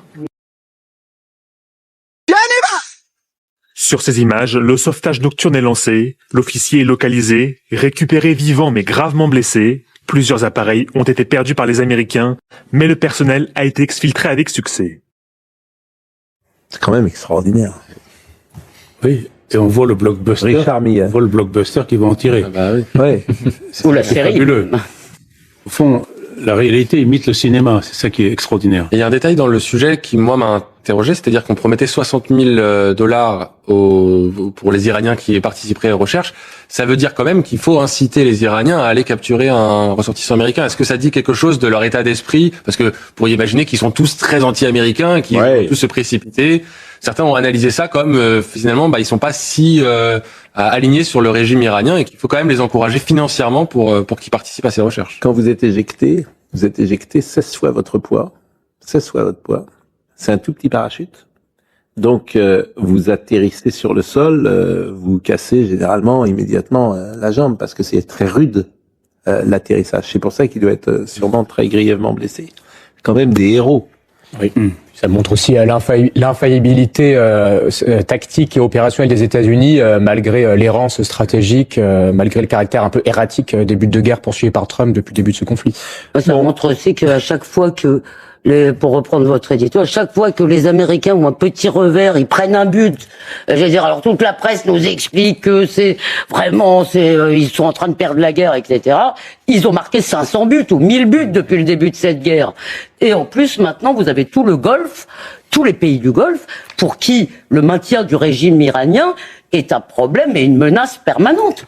Donc, si vous voulez, la grande stratégie iranienne, c'était quand même une stratégie du faible. Hein. Je dis, on peut critiquer Trump, mais ce que je trouve extraordinaire pour lire et voir, c'est l'anti-Trumpisme général. Bien sûr. Général. C'est-à-dire que quand vous faites un sujet dans un journal de France Télévisions, que vous interrogez des gens, des Américains, ces Américains qui disent « Ah non, c'est pas bien ce que fait Trump, etc. » Et l'annonce, tout le monde, André Vallini nous dit que les militaires sont déjà perdus. Mais tout ça est très possible. Mais entre l'Iran et les États-Unis, mon choix est fait. On n'est pas dans la pensée chez ces journalistes-là, on est juste dans la passion, dans des réflexes purement pavloviens. Mais comment on est, je l'assure, comment vous expliquez ça, en fait? C'est la forme, je pense. Moi, je pense que c'est la façon avec laquelle Trump s'exprime, ça suffit à le disqualifier aux yeux de surtout beaucoup. en France. Surtout en un France. mépris, je trouve. Mais moi, j'étais par le mépris des journalistes français vis-à-vis de Donald Trump, qui est quand même quelqu'un de qui extrêmement intelligent. Il le pense pour un idiot, il y a effectivement une forme, peut-être un peu bourrin américain. Là, Moi, j'étais aux États-Unis quand Biden a fait le choix de retirer les troupes américaines d'Afghanistan. J'étais correspondant aux États-Unis. Et je peux vous dire qu'il a eu quand même, c'était plutôt bienveillant, il y avait une forme de mansuétude, alors que c'était un désastre, c'était un chaos. C'est-à-dire les images de l'aéroport de Kaboul, c'était désastreux. Vous avez des militaires, c'était très très compliqué. Politiquement, il n'a pas été tant critiqué que ça. Et en France, je voyais un peu ce qui se disait, c'était pas non plus du même acabit. En revanche, c'est vrai pour Donald Trump, le moindre écart lui est reproché XXL, de manière XXL. Je sais pas si c'est uniquement une question de forme. Je pense qu'il y a aussi beaucoup de fond et d'idéologie derrière. En fait, les journalistes détestent tout ce que Trump représente, à savoir une volonté de reprise en main par le politique de la technostructure, une volonté de réduire drastiquement les flux migratoires. C'est ça pour moi qui est fondamental. Il y a un anti-américanisme en France quand même. Oui. Et notamment chez les souverainistes, chez beaucoup de, vous avez quand même une détestation de ce que fait l'Amérique. Oui. Vous avez raison. Quand c'est Barack Obama, ça se voit un peu. Mais ça, vous parlez que des journalistes. Moi, je vous parle aussi du monde politique souverainiste. Après, il y a certaines critiques par le passé sur les interventions américaines. On peut les justifier. Les guerres d'Irak, on peut en débattre. Par exemple, l'Afghanistan, on peut en débattre. Je suis d'accord avec vous. Mais si vous avez 20 ans aujourd'hui, posez-vous la question. Où voulez-vous vivre? Moi, je me la suis posée, puisqu'à 23 ans, j'étais pris en doctorat aux États-Unis, j'aurais pu partir, et j'ai fait le choix de rester en France. Mais c'est sûr que c'est des questions... Alors, on peut rester en France parce qu'on peut aller en Corse. Donc, on peut. Mais non, mais posez-vous la question, où avez-vous envie de vivre les 20 prochaines années? La société américaine n'est pas si joyeuse que ça. Oui, il y a énormément de communautarisme. Oui, mais est-ce que grande discussion des tables de pétard. Je suis parfaitement d'accord avec vous. Mais tu peux être inquiet de ce que devient la France. Tu peux, t'as le droit. Ce qui est intéressant, c'est de trouver quel est le pays réellement où on aimerait aller et il y a certains pays il n'y a pas de problème. Il y a certains pays.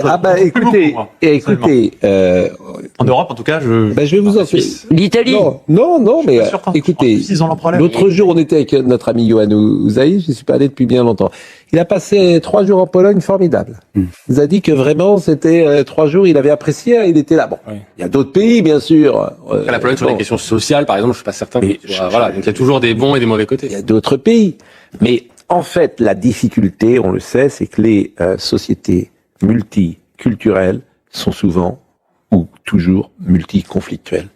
Donc forcément, où nous arrivons à tous apaiser les tensions qui existent dans cette société française, où c'est la phrase de Gérard Collomb face à face. Qu'est-ce que vous voulez c'est pas moi qui le dis. On était enviable, certes, mais si toutes ces forces vives la désertent, l'abandonnent, ça ne faire que s'aggraver dans les années à venir. C'est pour ça que j'ai pris cette décision. Vous avez voulu sauver la France. Merci. Merci Joachim. À cette échelle, j'ai envie de m'engager pour le redressement de la France. Merci Joachim. Dans la génération à voir les choses comme ça. Merci. Si économiste parlait cette semaine des Européens qui quittent l'Europe, beaucoup d'Européens qui quittent l'Europe, et je vous assure que c'était des sujets à la table familiale pour les cédères de Pessah. Où les Juifs vont-ils aller? Ah, pour les Juifs. Oui, beaucoup. Ils vont beaucoup en Israël, mais ils vont dans d'autres pays. C'est ça qui est intéressant. Entre Trump et l'Iran, je choisis Trump. Mais ce n'est pas le sujet, me dit un interlocuteur. Non, c'est pas le sujet. Si Trump fait des conneries, on est bien obligé de le dire. Oui, effectivement. Bien sûr. On peut revenir sur l'Iran une seconde. Vous avez vu que les gardiens de la révolution, c'est-à-dire les Waffen-SS iraniens, disent que si Trump met ses menaces à exécution, ça sera un crime de guerre. Or, il me semble que eux, en tuant 30 000 civils, sont les premiers à avoir commis un crime de guerre. C'est implacable. Et il y en a eu, bien d'autres depuis 79. François Tsiskevitch, l'ultimatum posé à l'Iran, décalé de 24 heures. Voyez le sujet avec Donald Trump et ce qu'il a dit dans son réseau social. Plus les heures défilent avant l'expiration de l'ultimatum lancé par Donald Trump, et plus les menaces du président américain s'accentuent. Mardi sera à la fois la journée des centrales électriques et la journée des ponts en Iran. Il n'y aura rien de comparable. Ouvrez ce putain de Détroit, bande de fous furieux, ou vous vivrez en enfer. Les cibles sont directement citées, à commencer par des frappes contre les centrales électriques. Des infrastructures, essentielles pour alimenter une grande ville comme Téhéran et ses 10 millions d'habitants. Autre cible visée, les ponts, comme celui reliant la capitale iranienne à Karj, un axe vital pour la circulation économique et militaire, détruit par une frappe américaine il y a quelques jours. Objectif, paralyser complètement le pays. Nous allons les frapper extrêmement durement au cours des 2 à 3 prochaines semaines. Nous allons les ramener à l'âge de pierre auquel ils appartiennent. Enfin, le pétrole iranien pourrait également être visé par des frappes massives. Donald Trump a plusieurs fois menacé de s'en prendre à l'île de Karg, située à une vingtaine de kilomètres des côtes iraniennes, et par laquelle transite 90% du pétrole iranien. Le 13 mars dernier, Washington avait déjà annoncé y avoir bombardé des cibles militaires, mais sans viser les infrastructures pétrolières.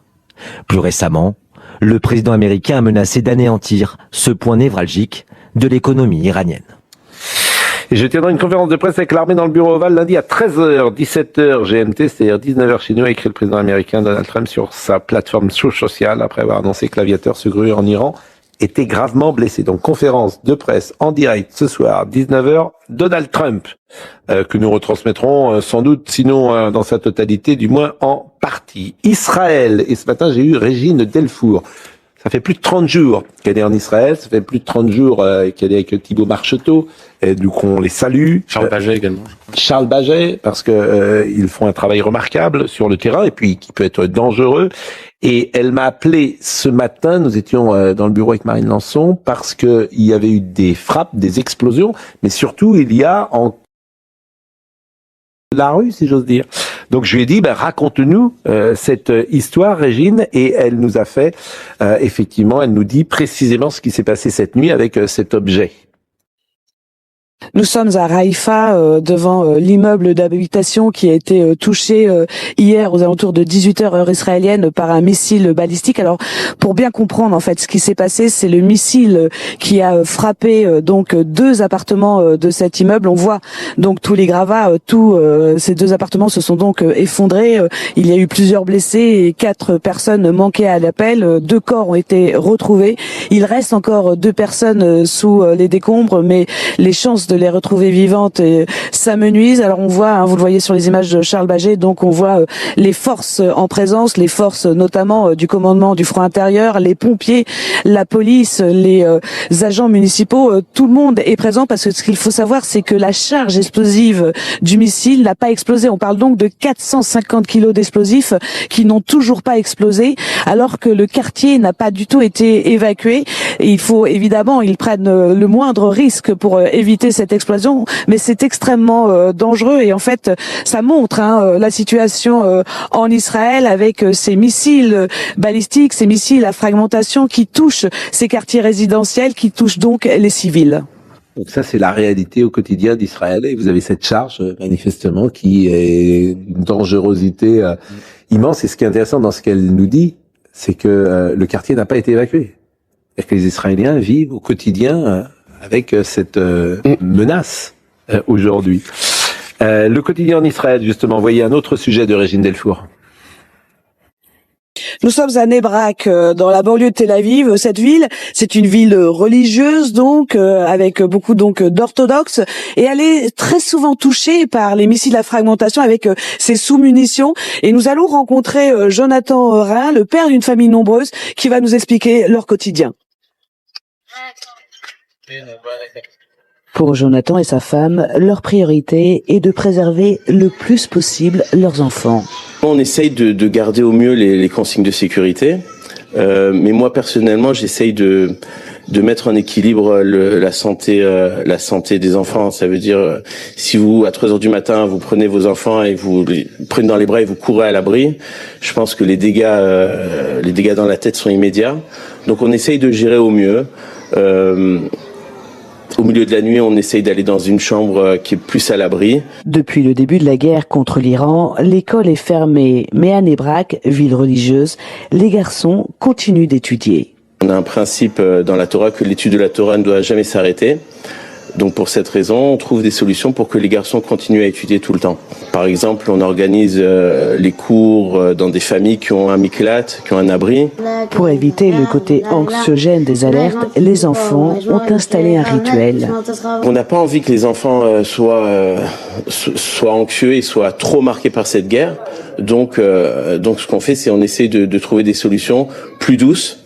Et surtout ne pas montrer aux enfants une angoisse. À Nebrak, 300 personnes ont dû être relogées dans des hôtels après des impacts directs sur leur logement par des missiles à fragmentation. Voilà ce qu'on pouvait dire sur la situation en Israël ce matin et refermer évidemment ce chapitre international qui, alors je ne sais pas comment vous interprétez et quelles sont les conséquences dans les actions que vous menez et combien cet international pèse parfois disons sur le climat français. Si vous voulez, c'est pas nouveau, je veux dire, depuis le 7 octobre, toute l'actualité en Israël a des impacts en fait concrets sur la société française en fait. Effectivement, l'antisionisme, les actes qui visent des actes antisémites se multiplient en France. Enfin, je dis des banalités puisque en fait c'est vraiment constant depuis le 7 octobre. Ça perdure en fait à chaque fois qu'il y a une actualité qui touche Israël, ce conflit en Iran, étant donné qu'Israël d'une certaine manière y participe aussi, où on est victime, ça rejaillit constamment. Moi, ce qui m'a touché, je réponds pas tout à fait directement à votre question, mais ce qui m'a touché effectivement, c'est le témoignage de cette personne qui parle de ses enfants en pleine nuit, les nouveau-nés. Comme j'ai un enfant depuis très récemment, je suis assez sensible à ça. C'est vrai que j'imagine qu'avoir des bombes en pleine nuit, des enfants en bas âge à prendre dans les bras, ça a des impacts concrets sur le sommeil. J'ai trouvé ça assez touchant. Malheureusement, c'est le quotidien des Israéliens. Mais j'ai envie de dire, ils sont habitués à ça depuis très longtemps. Vous savez, d'une certaine manière, c'est terrible, mais ils sont aussi très résilients et voilà. Nous, on n'a plus l'habitude de ça en France, vous voyez. Mais eux, ils ont l'habitude et d'une certaine manière, je pense qu'ils sont assez forts dans leur résilience. C'est aussi le quotidien des Libanais depuis des décennies, faut le dire. Mais on parle souvent du Liban et certains font la comparaison avec la France. C'est-à-dire que certains disent ce qui s'est passé au Liban pourrait se passer de la même manière en France. Le Liban que vous avez connu dans les années 60, 70, vous étiez au Liban à ce moment-là ? J'étais en Liban de 60 à 67. D'accord. Après, je suis retourné souvent. Donc, bon. L'État était parfaitement apaisé, il n'y avait aucune querelle identitaire, communautaire. Il y a toujours eu, parce que Nasser, le président... La situation, ce que je veux dire, c'est que la situation n'est pas comparable avec la France d'aujourd'hui.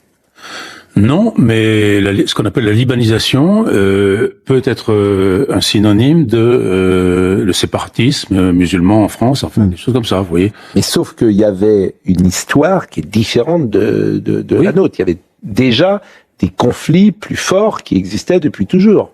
Le conflit était entre les communautés religieuses, notamment la question des chiites qui sont majoritaires mais qui à l'époque n'avaient pas de pouvoir, pas grand pouvoir, mais c'est surtout les Palestiniens.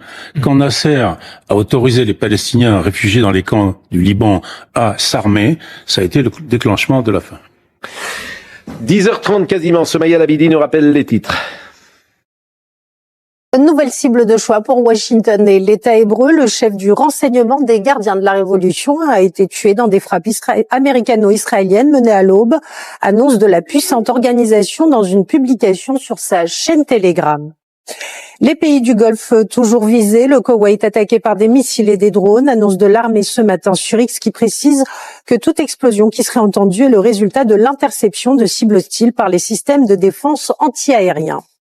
Et puis en France, 2 élèves du lycée Montaigne à Paris ont été visés par une tentative de racket et des menaces d'agression aux abords de leur établissement. Les suspects ont été interpellés et en réponse à ces violences, une présence policière renforcée a été mise en place dans le quartier. Ah oui. Merci beaucoup et on se verra dans la dernière demi-heure. Maman, j'ai vu Jésus de Laurence Trochu s'orienter avec les étoiles quand tout est sombre, estimer le temps quand il n'est plus que durée, survivre au climat extrême quand l'angoisse donne en même temps chaud et froid. Je somnole, allongé sur l'enfilade de chaises en plastique d'une petite salle pudiquement nommée salon des parents, une manière d'oublier la réalité, comme une chance qu'on se donne que tout cela n'est pas vrai. Stanislas a été opéré d'un hématome extradural, le pronostic vital est engagé, et c'est cette histoire que vous nous racontez, bonjour madame, parce que votre fils, dans cette période-là, a rencontré Jésus. Voilà. Et effectivement, c'est l'histoire de ce livre. Alors on en parlera dans quelques instants, et de Jésus au pape, il y a a priori qu'un pape, et ce qu'il a dit sur hier est intéressant parce que je veux pas offenser le Saint-Père, bien sûr, mais le Saint-Père pense que la solution peut venir par le dialogue. Nous aimerions tous, mais j'ai peur que ce ne soit pas suffisant et que la force soit plus efficace. Donc écoutez ce qu'a dit Léon XIV. À la lumière de Pâques, laissons-nous émerveiller par le Christ. Laissons son immense amour changer notre cœur. Que ceux qui ont des armes en main les déposent. Que ceux qui ont le pouvoir de déclencher des guerres choisissent la paix. Non pas une paix imposée par la force, mais par le dialogue. Non pas avec la volonté de dominer l'autre, mais de le rencontrer. C'est parce qu'il y a la force que le dialogue est possible. La paix par la force. La paix, bien sûr, par le dialogue, mais par le rapport de force. Alors, bien sûr, il est dans son rôle, sans doute, de dire cela. Mais sur le fond, c'est très bien que, hélas... Bien sûr. Vous vous souvenez du mot de Staline, puisque tu citais Staline tout à l'heure. Oui. Le pape, combien de divisions? Bah oui. Ouais, division enfin, il est pape en même temps, il va pas non plus... Il peut pas dire le contraire. Oui. Il est pas chef des armées. Eh oui. Oui, mais il le dit. Il pourrait aussi ne rien dire dans ces cas-là. Il pourrait prendre le parti de... C'est vrai. C'est ce qu'on appelle un vœu pieux, peut-être. Oui, c'est vous qui devez m'éclairer pour eux. Mais bon, ça me choque pas que le pape dise ça. Non, pas du tout. C'est un discours qu'il tient sur le conflit russo-ukrainien également. On est une vieille tradition de l'Église et c'est normal. Ça a beaucoup d'avou. On parlera évidemment, bien sûr, de notre invité et de Maman, j'ai vu Jésus, mais on finit toutes les actualités du jour avec le président de la fameuse commission de l'audiovisuel, M. Patrié-Létus. Patrié-Létus, qui s'est exprimé ce matin et qui a dit du mal de Charles à l'oncle. Bon, comme à chaque fois en fait. Donc c'est formidable parce qu'il n'aura fait que son job formidablement d'ailleurs, avec intelligence, avec rigueur.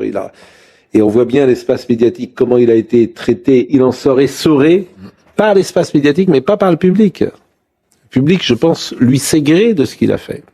Écoutez donc monsieur Patrié-Létus. Patrié-Létus, qui était sur RTL ce matin. Moi, j'ai été choqué et indigné de voir le rapporteur se comparer la semaine dernière à Émile Zola, en faisant la une d'un magazine où il reprenait la célèbre formule « j'accuse ». Je viens d'une famille Quand Zola défendait Dreyfus. Je viens d'une famille qui a été marquée par l'antisémitisme, par l'histoire de la Shoah. Et je crois que comparer l'audiovisuel public à l'affaire Dreyfus, c'est indécent. Et moi, je ne voulais pas céder, laisser cette commission d'enquête simplement au rapporteur. Nous faisions un travail important, et je le redis, il y a des manquements, des dysfonctionnements que cette commission d'enquête a permis d'établir. Mais on peut contrôler l'audiovisuel public sans effectivement la comparer à l'affaire Dreyfus, qui me paraît tout à fait indécent. Mais c'est évidemment pas vrai. C'est n'importe quoi ce qu'il dit Patrier Létus. C'est ça le problème, c'est que tout le monde dit n'importe quoi. C'est pas parce que tu dis j'accuse que tu te compares à Émile Zola. Mais évidemment, en fait. Enfin, ces gens sont grotesques. Il a que ça à dire. Je vais vous dire, il y en a vraiment assez, quoi, d'entendre des bêtises pareilles. En plus, on voit très bien pourquoi il fait ça. À chaque interview, Jérémy Patrier Létus s'évertue à démontrer qu'il n'est pas Charles Aloncle, parce que, évidemment, dans l'espace médiatique, ça compte. Il est quand même membre d'un parti dont le champion sera peut-être demain le champion de son camp politique, Édouard Philippe en l'occurrence. Il s'agirait de pas non plus se brouiller avec l'intégralité de l'espace médiatique, notamment du service public. Et donc à chaque fois, il dit Charles Aloncle est très très méchant, je le rappelle à l'ordre. Mais évidemment, nous ne menons un travail exemplaire. C'est un peu gros, quoi, ça se voit. Surtout ce qu'il dit est une bêtise crasse. Ouais. C'est surtout ça, moi, qui me frappe, c'est leur bêtise. C'est-à-dire que c'est pas parce que tu dis j'accuse que tu te compares à l'affaire Zola ou l'affaire Dreyfus et que tu te compares à Zola. Alors il faut enlever le mot j'accuse. Tout ça, oui, il faut enlever. Interdire le mot j'accuse. Je voudrais vous donner une information grave. Évidemment que Charles Aloncle, il se compare pas à Émile Zola. Mais je voudrais vous donner une information grave. N'existe plus, on peut le prévenir. C'est que si jamais le rapport n'est pas voté, si le rapport de Monsieur Aloncle n'est pas voté, je le tire de la bouche du cheval, si je puis dire, eh bien, toutes les vidéos, tous les verbatims des séances, des auditions disparaîtront. Oui, mais c'est pas grave, ça. Pourquoi c'est pas grave? Parce que ça a infusé. C'est pas grave. Je veux dire, les gens, maintenant, qu'on écoute, ils vont faire attention. Ils font un petit peu plus attention, déjà. Ah, moi, ça me sidère, quand même. Non. Le travail, il a été, vraiment, je trouve que le travail, il a été fait. Moi, je regarde beaucoup, comme vous le savez, de temps en temps, ces émissions, c'est ce soir et ça. Ils font un peu plus gaffe. Voilà, ils invitent de temps en temps d'autres invités. Oui, vous avez raison. Pour combien de temps? Extrêmement intéressant. C'était très long. Il y a énormément d'audience. Moi, j'adorerais les regarder à nouveau. Si ça disparaît, ce serait assez dramatique. Et je trouve qu'effectivement, vous avez raison de dire ça. 6 mois de boulot, quand même. Ça a été un travail remarquable. On va faire des cassettes magnétoscope. On va au magnétoscope. Et ça n'a pas été si militant. Vous parlez à Pascal, là. Ah non, mais vraiment, il est courageux. Il est courageux, Charles Aloncle, parce que j'ai vu vraiment tous les relais, ils y sont tous mis, mais avec sans courage, les mêmes en plus. Ils ont débusqué énormément de choses que beaucoup de gens ne connaissaient pas. Par exemple, il y a eu énormément, déjà sur effectivement les rémunérations sur lesquelles d'ailleurs il n'y a pas eu de communication en fine, c'est assez intéressant quand même. Mais je veux dire, cette commission, moi je suis depuis le début. J'ai l'impression que chaque semaine il y avait des révélations. Je suis désolé, je peux pas vous en citer précisément aujourd'hui, mais je veux dire, c'était très intéressant et justement j'aimerais bien y revenir et je n'aimerais pas justement que tout ça soit mis de côté. Parce que ça bouge sur les plateaux de télé, vous avez raison. En revanche, ce qui ne bouge pas, c'est les liens entre les boîtes de production et les chaînes de télévision. C'est ça aussi, on attendait peut-être un rapport, puis des mesures, ensuite, pourquoi pas une proposition de loi. Or, c'est vrai, si c'est pas voté, on n'aura rien de tout ça. Et donc, ce sera un peu décécent quand même. Mais puis, c'est une nouvelle alliance Macron. Oui, donc, Monsieur Patrier Létus, c'est qui? C'est l'âme damnée d'Édouard Philippe, c'est ça? En tout cas, il est membre du même parti et je ne peux pas imaginer qu'Édouard Philippe regarde avec désintérêt ce qui se passe. Forcément, il se dit que ça peut avoir des répercussions sur sa campagne. Oui, Monsieur Patrier Létus, effectivement, il prépare l'année prochaine. Il dit, comme le candidat des médias sera Édouard Philippe, le candidat du système, le candidat de l'extrême centre, si ça sera lui, effectivement, Patrier Létus, alors il sera bien reçu. C'est pour ça que tous ces gens-là, et ils sont d'accord pour savoir qui doit être le futur président de la République. L'espace médiatique, il n'y a pas de souci. Ils veulent sans doute pas de Jean-Luc Mélenchon. En face, au second tour de la présidentielle, si Édouard Philippe y parvient, il aura face à lui un candidat probablement du Rassemblement national qui propose la privatisation de l'audiovisuel public. Donc, ce sont les Français qui trancheront à la fin. Mais bien sûr. Mais vous avez parfaitement raison. C'est une bonne remarque. Écoutez le deuxième parti de Monsieur Patrier Létus. J'avais justement dit qu'il ne fallait pas que cette commission d'enquête devienne le lieu de la politique spectacle, où on vient faire le buzz, où on vient chercher sa notoriété. J'avais dit que je ne souhaitais pas que cette commission d'enquête devienne un tribunal politique, un lieu d'inquisition, où on fait le procès de l'audiovisuel public à charge et sans contradictoire. Et puis je n'aime pas beaucoup les procès individuels. Je dois dire que j'ai dû suspendre, pour la première fois de la Ve République, la commission d'enquête, pas pour faire la censure, pas pour empêcher que le rapporteur fasse son travail, mais parce que je pense qu'une commission d'enquête, c'est un outil puissant et qu'on peut pas la dévoyer en la transformant en tribunal politique. Je constate que ces règles-là n'ont pas toujours été... Vous dites aussi que ça a été transformé par moment en tribunal politique? Je dis que je constate que ces règles n'ont pas toujours été respectées. Il devrait se donner les questions et les réponses avant, hein. Vous dites que vous l'avez bien dit, hein. Vous pouvez le redire parce qu'on n'a pas vraiment entendu. Ah, c'était un tribunal politique. Mais franchement, c'est plic et ploc. Vraiment, c'est plic et ploc. Ils sont ensemble, mais je me demande pourquoi ils font des interviews d'ailleurs. Ils devraient uniquement prendre la parole tous. Et la commission d'enquête sur CNews, je vous assure, c'est un tribunal. Comment? Non, mais la commission d'enquête à laquelle vous avez été, pour laquelle vous avez été auditionné, était peut-être encore davantage un tribunal politique. Or, on entendait moins. Celle sur Betaram aussi. Oui, mais mais peu importe. Tout ça n'est pas très grave. Et puis c'est lundi de Pâques, donc on pardonne à tous nos confrères, ils sont formidables, etc. Donc, tout ça n'est pas grave. Tout ça n'est pas grave. Bon, de quoi je peux vous parler? Est-ce que vous voulez que je vous parle avant de Maman, j'ai vu Jésus? Ah oui, vous avez vu qu'à Fresnes, ça c'est extraordinaire, les jeunes gens qui sont rentrés dans la mairie de Fresnes, qui sont mineurs, qui ont tout cassé, ils ont été libérés. Ils ont recommencé le lendemain. Ils ont cassé une voiture de police. Non, mais c'était. Vous voulez voir le sujet très rapidement? Il nous reste combien de temps? Ah oui, il nous reste 11 minutes. Donc, il faut quand même que nous consacrions du temps. Maman, j'ai vu Jésus. Excusez-moi. C'est quand même plus important que le reste. Il y a des belles choses aussi. Exactement. Donc, Maman, j'ai vu Jésus. Donc, les gyrophares bleus seront à jamais les coups de poignard portés à mon cœur quand nous suivons l'ambulance qui emmène notre petit bonhomme à Necker. La vie défile. C'est formidable, Necker, dans le 7e arrondissement, et on les salue s'ils nous écoutent. Quand elle accélère et nous sème, la vie s'arrête. Quand Stanislas est entre la vie et la mort, le temps se part d'une densité quasi matérielle. Que s'est-il passé? Eh bien, il a été renversé par une voiture, un accident de la route quand il avait 11 ans. J'ai envie de dire malheureusement banal, c'est-à-dire qu'on n'est pas les seuls à qui un drame comme ça est arrivé. Et pour autant, il y a eu un phénomène assez extraordinaire, à la fois dans la générosité de toutes les personnes qui nous ont accompagnés. Moi, c'est ce que j'explique dans le livre. Pendant plusieurs mois, je n'ai pas fait de cuisine. Tous les 2 jours, j'avais quelqu'un qui venait déposer devant notre porte des dîners pour 8 personnes.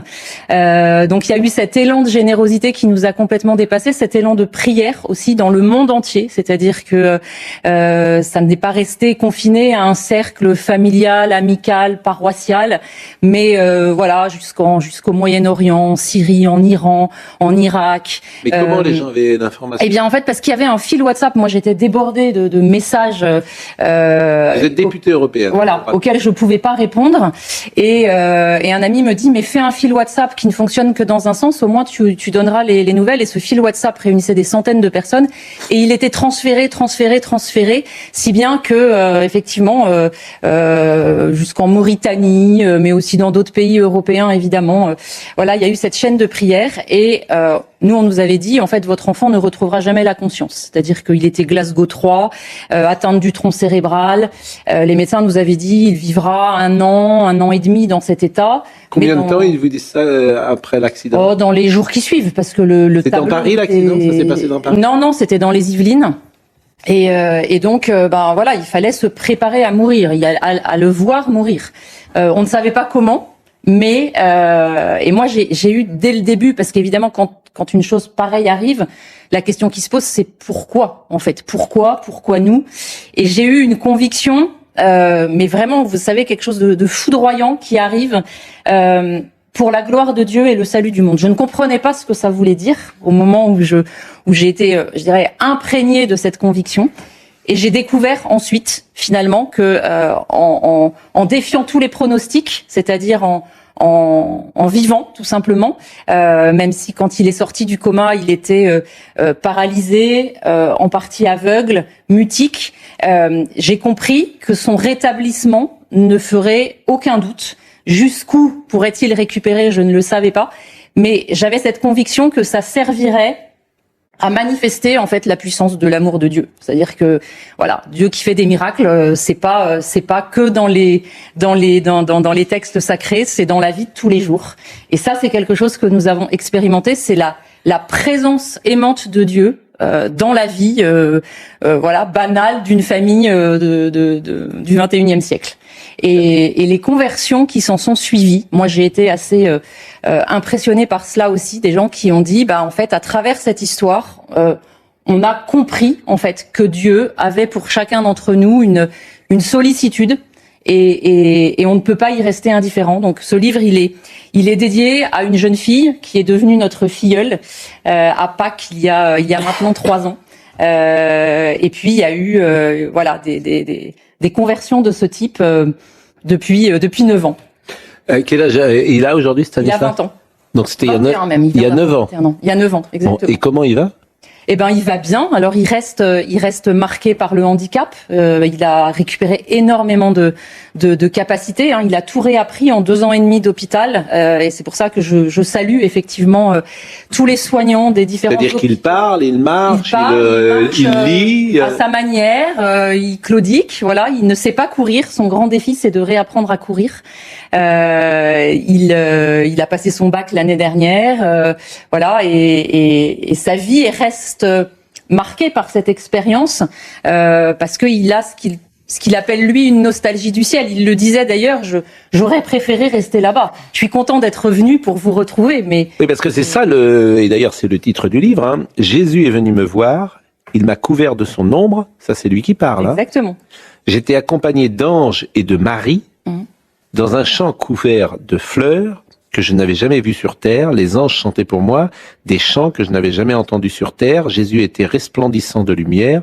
Je voulais qu'il me prenne dans ses bras, mais il n'a pas voulu que je le touche. Il m'a dit que je ne mourrais pas, que ce n'était pas le moment. Il a fait un signe de croix. Je voyais ses blessures sur ses mains, ses pieds. Il portait aussi mes blessures sur son front et ses cuisses. Voir Jésus, c'est toucher l'amour, un amour d'une grande puissance qui s'impose et me remplit. Quand est-ce qu'il a dit ça, votre fils ? Alors, parce que je disais donc qu'il a passé 2 ans et demi à l'hôpital, mais parfois, il pouvait rentrer à la maison pour quelques heures. Et le jour de Pentecôte, le jour où l'Esprit Saint descend sur les disciples, donc 40 jours après Pâques, Stanislas est rentré. Et alors qu'il ne répondait qu'à des questions très simples, des questions fermées par oui ou par non, parce qu'il était en phase de récupération de la parole, il nous a dit « j'ai quelque chose à vous dire ». Et pendant 40 minutes, sans interruption, il nous a raconté cette rencontre avec Jésus. Et là, mon mari s'est dit « il se passe quelque chose de pas commun ». Donc il a pris des notes pour être sûr de ne rien oublier et à terme de ne rien déformer. Et ce sont ces notes-là que nous avons retranscrites dans le livre. Et Stanislas nous fait cette révélation, effectivement. Et après cela, d'ailleurs, il n'a plus été capable de parler avec autant de fluidité. Il a repris son rythme, on va dire, très très pauvre, d'un langage, d'une articulation qui était défaillante.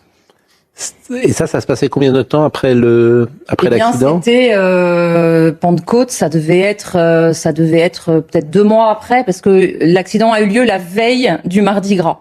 2 mois. Donc 2 mois après, il retrouve une fluidité totale de parole. Pendant 40 minutes. Exactement.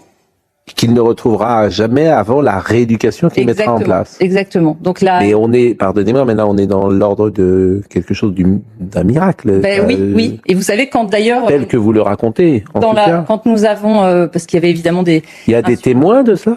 Un suivi. Oui. En fait, ce témoignage, il l'a donné devant toute la famille.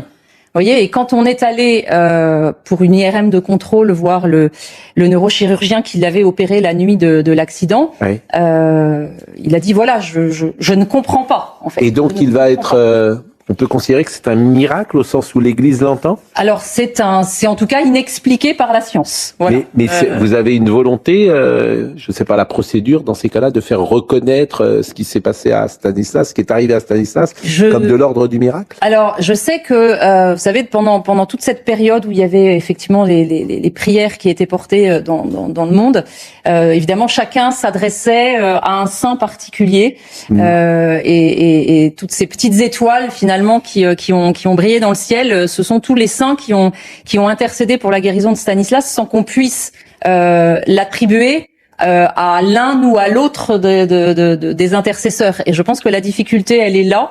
En général, l'Église aime bien pouvoir raccrocher un miracle donné, précis, à une intercession particulière. Et là, c'était une profusion de prières qu'on n'a même pas eu, dont on n'a pas eu connaissance nous.